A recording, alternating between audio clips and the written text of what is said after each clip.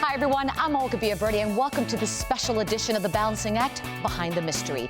Today, how the gut can play a role in a serious kidney disease and what you need to know about sickle cell anemia. The Balancing Act starts right now. In the United States, sickle cell disease affects an estimated 100,000 people. Patients with severe sickle cell have a very poor quality of life, with frequent pain episodes and trips to the hospital. Now, there is no universal cure for the disease, and patients typically only live to their 40s. At 47 years old, Carla Howard has already outlived the average life expectancy. She has made a decision to do everything she can to make a difference for the next generation. Let's go behind the mystery.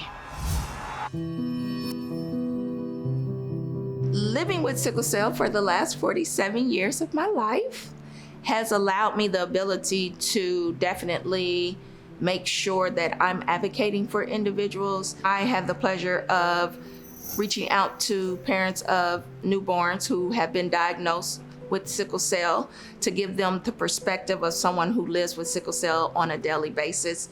I just try to reach back and help someone else to make sure that they can live a much fuller life than I did as a kid.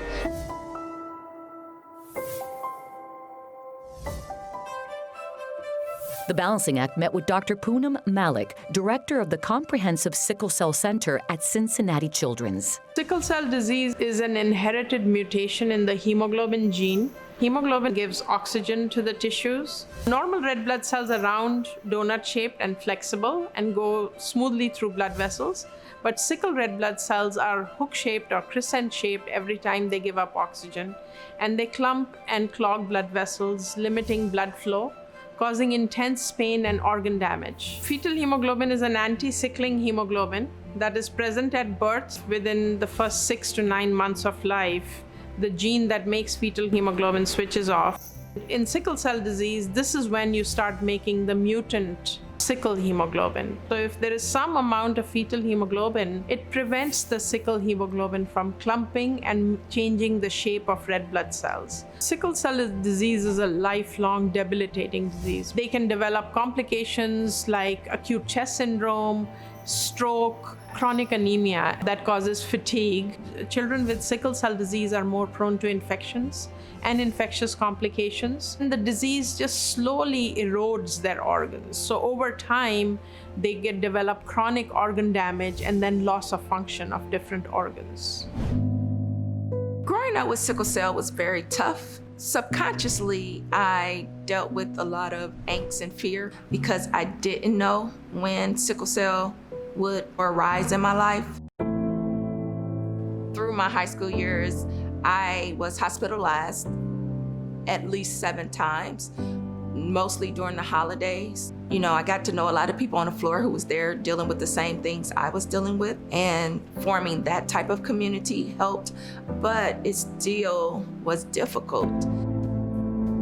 Sickle cell pain crisis causes sudden onset, very severe pain.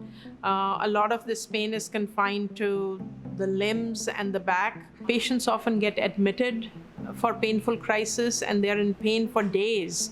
And this requires them to be on lifelong painkillers. So the common treatment for sickle cell disease is really treating the symptoms. So if they have pain, we give them pain medicines. If they have acute chest, we treat the symptoms of pneumonia. We will give them oxygen. We might even do an exchange transfusion so that we can reduce the amount of sickle hemoglobin in their blood.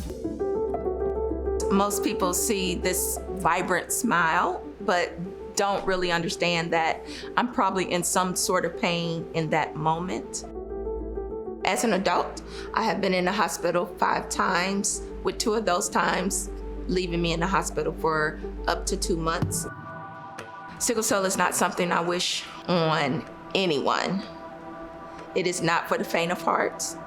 It's difficult because of the stress that it brings about, the uncertainty, the life expectancy. I personally want to continue to see sickle cell treatments advanced so that the younger generation can have a better perspective of life than I'm living today.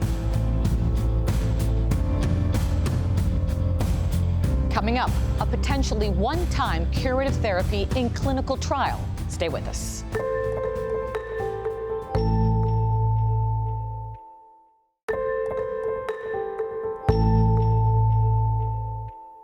Welcome back. The current management strategies for sickle cell have their limitations.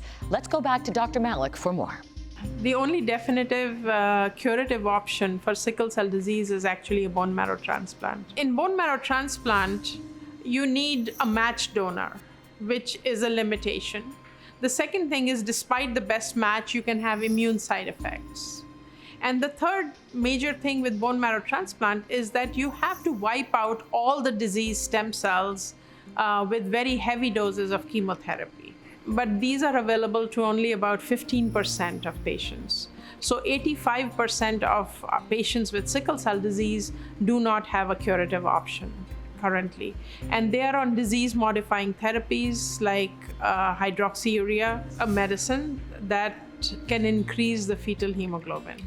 It has to be taken daily, and it has to be titrated to the right dose that would not cause side effects. In some patients, it doesn't work as well. It doesn't increase the fetal hemoglobin. Patients want a curative therapy that is a one-time treatment, and then they don't have to worry about their sickle cell disease.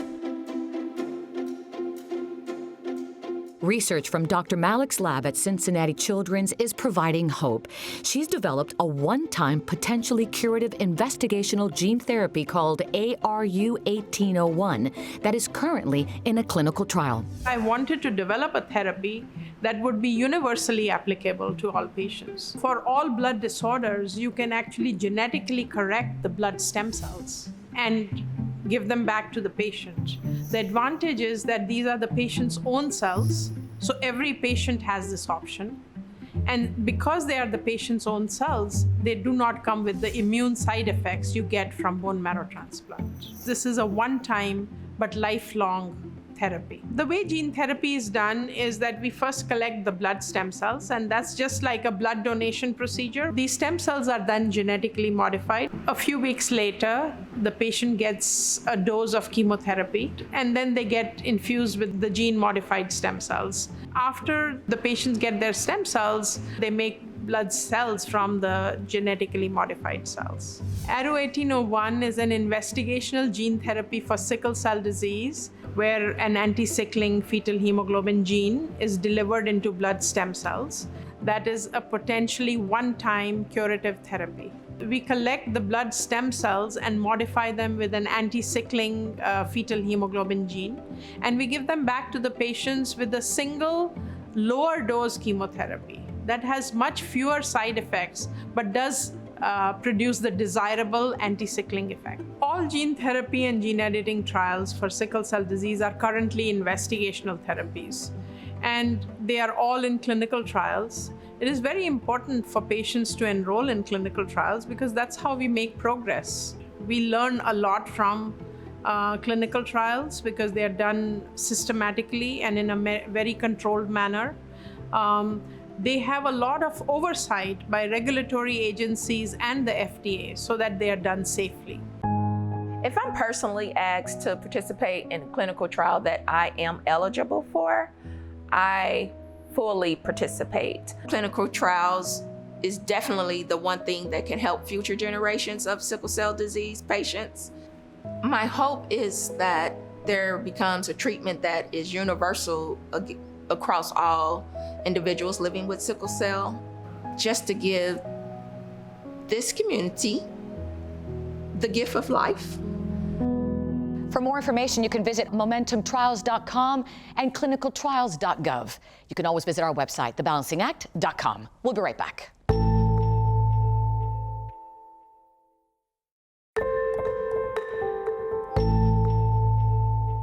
Although it manifests in the kidneys, most scientific studies have found that the cause of this serious kidney disease begins in the gastrointestinal tract. As the disease progresses, up to 50% of patients end up at risk of developing end-stage kidney disease and possible dialysis within 10 to 20 years. Now, currently, there are no approved treatment options. Let's go behind the mystery of IgA nephropathy. I live in Westbury, New York. I love to play golf, love all sports. I met my wife 22 years ago. We've been married, it'll be 20 years in February. Back in 2005, I went for a routine physical. After the physical, I received a call from my doctor saying that something was off in my urine and needed to be retested. She called me and said, "I believe you have something wrong with your kidneys." I followed up with a nephrologist and he told me I had IgA nephropathy. Basically didn't say anything else. It wasn't, this is a rare disease, you have something to worry about, you should monitor. Anything else, it was, I'll see you in 6 months. Later that year, I decided to go for some more life insurance. The results came back that I was denied for the life insurance due to IgA nephropathy. And since the doctor told me it was nothing to really worry about, this was very shocking to me, seeing this outcome. The Balancing Act met with nephrologist Jonathan Barrett of the University of Leicester in the UK to learn more. IgA nephropathy is a disease of the fine filters of the kidneys, and these filters are called glomeruli. And in this condition, they get deposited with this protein called IgA. When this IgA protein deposits in the kidneys, it leads to inflammation, which then leads to scarring, and then leads to loss of kidney function. And in the most severe cases, this loss of kidney function means patients need to have dialysis or a kidney transplant. So the challenging thing about IgA nephropathy is most patients don't actually know they have the disease. Most patients are diagnosed by chance, and actually the way that we identify they have kidney disease is through doing tests of the urine or tests of the blood, or potentially picking someone up who has high blood pressure. There are the rare cases where patients may present with obvious blood in their urine when they pick up a cough or a cold, and will trigger a referral to a kidney specialist. Most of the patients I diagnose with IgA nephropathy, it comes as a massive shock to them that they actually have a significant kidney disease. The patient is then tasking me with what can I do about that? What treatments are available to prevent my kidneys from failing? And my honest answer is we have no effective treatment, and so it is a great deal for those patients to deal with when we give them the diagnosis. Having a rare disease, I really did not know what to look for. Looking back now, you see what the signs really were. I was probably more tired than I should have been. I did see some foam in the urine. I was stable for a few years, after which the protein in my urine started to increase. The doctor at that time said that there was no treatment, there was no cure for IgA nephropathy, we just have to manage the symptoms. The doctor suggested a high dosage of prednisone as a way to try and manage progression of this disease. I had many of the side effects of prednisone. The weight gain, the irritability, the insomnia played a major factor in my life as far as not having the energy to go out on weekends or evenings with my wife or friends.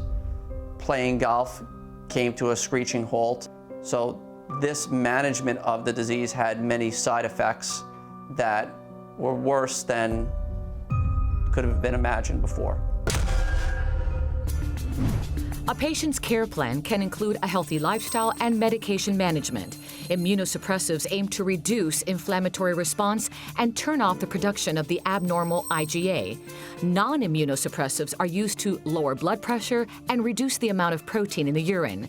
None of these options, however, are enough to protect the kidney from future decline. Patients tell us that actually the side effects of taking these drugs can often be worse than the possibility of developing kidney failure. And this means we have a significant unmet need in the treatments we can offer our patients. They want new therapies that are safe, that they can tolerate taking, and that we can show will protect their kidneys against future deterioration and stop them needing dialysis or a kidney transplant. So we know in IgA nephropathy that actually the kidneys are an innocent bystander in this disease because they are having to deal with this abnormal IgA that has been delivered to them every minute of every hour of every day. And so concentrating a therapy directly on the kidney may well control the inflammation within the kidney, but it doesn't solve the problem. And therefore, if we hope to cure this disease, we need to target therapies at the very beginning of this disease, which is the production of this abnormal IgA. IgA is an antibody whose main function is to line the surfaces of the mucosal membrane, where the body's surfaces are exposed and come into contact with viruses and bacteria. IgA is secreted to stop bacteria from entering the body. As the largest mucosal surface, the gut is the major site of IgA production. Now, in IgA nephropathy, what we found is that the IgA that gets stuck in the fine filters originates from Peyer's patches, which are very organized parts of the immune system that are situated within the small intestine, called the ileum. And to solve the problem, we need to target the production of the abnormal IgA. Because we know that if we plumb a brand new kidney into a patient with IgA nephropathy with a kidney transplant, that kidney is just as much at risk of IgA nephropathy as the original kidneys were. The hardest part is waiting for the lab results and then the panic of opening to see how or what your kidney function was going to be this time, knowing that there's no cure, no treatment for it. Even if the blood work is bad, what's the next steps? What happens if I get to a point where I need dialysis and can't work? Those are all the things that keep you up at night, thinking what's going to be the future for me as everybody in this disease advances at a different level. Unfortunately, despite doing everything he could, John's blood work showed the prednisone was no longer working.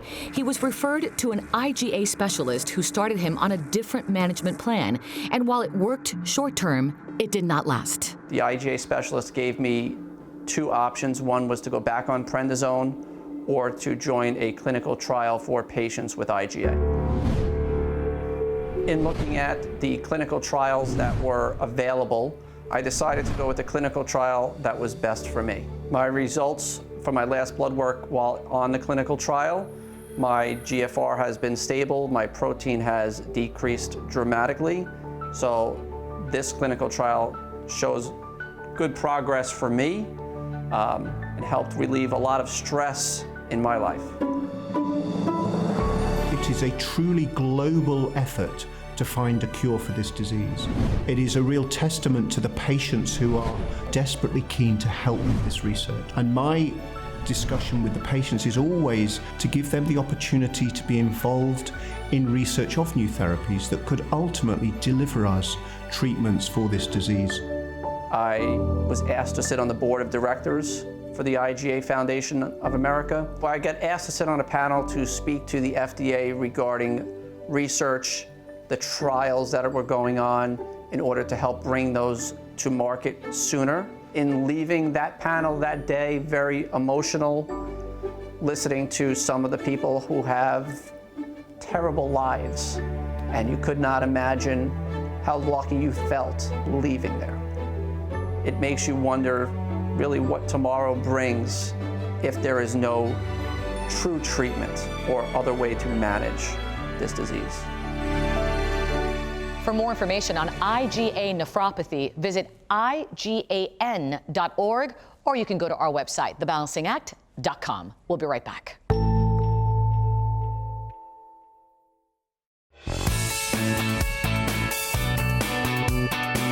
Thanks so much for joining us. Remember to head to our Facebook page and our website. Follow us on Twitter.